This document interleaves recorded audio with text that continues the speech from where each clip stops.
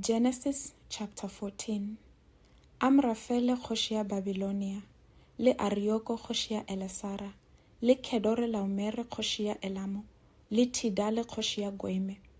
Di ile tša yolwa le Bera kgoši ya Sodoma, le Birsha kgoši ya Gomora, le Shinabe kgoši ya Adma, le Semebere kgoši ya Tseboime, le kgoši ya Bela goba Tsoare.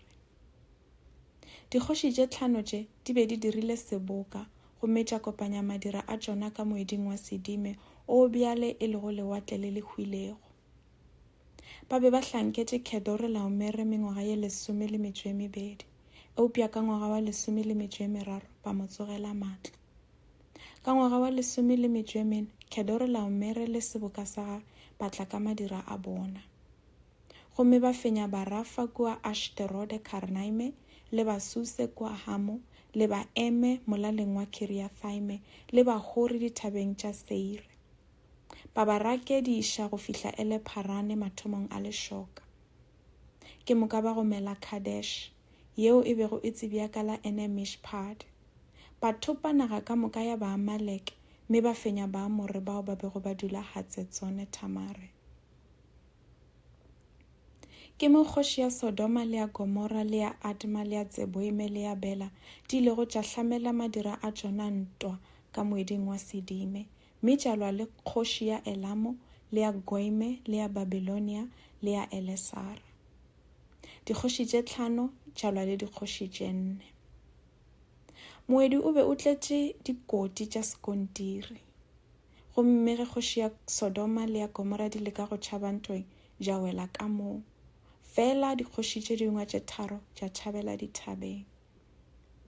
Dikgoši tše la tše 4 tša tšea se sengwe le se sengwe wa Sodoma le Gomora go tee le dijo tša tloga natšo.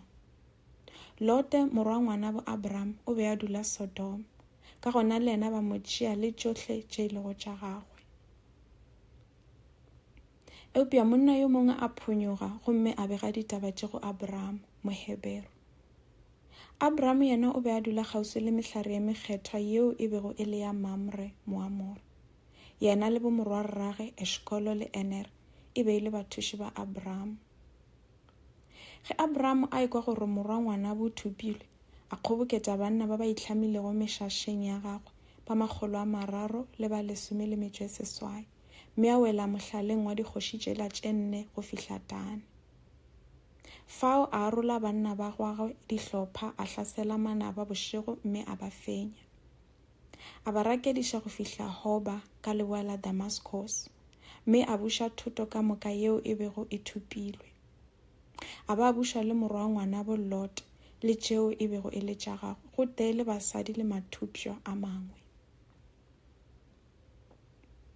Ge Abraham a boa go fenya Kedore Laomere le dikgoši tšela tše dingwe, kgoši ya Sodoma ya tšwa go yo mo gahlanyetša kua moeding wa Shabe, o gape o bitšwa go moedi wa kgoši.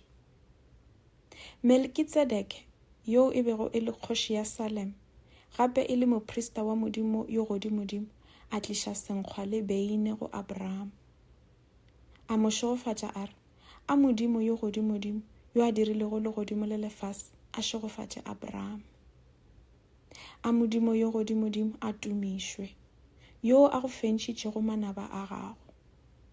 Gomme Abraham a mo fa karolo ya 10 ya thoto yeo. Kgoši ya Sodoma ya re go Abraham, e tšeele thoto mme o mpušetše batho ba ka moka.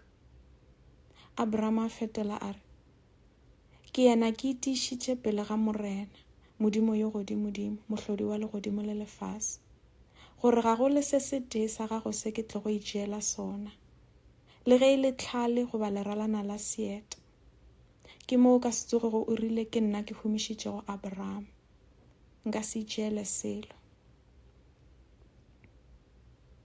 Saka e tla ba fela tše banna ba ka ba šetšego ba di jele. Fela o le se bathuši ba ka, Anere le Eshkolo le Mamre, ba tšee dikarolo tša bona.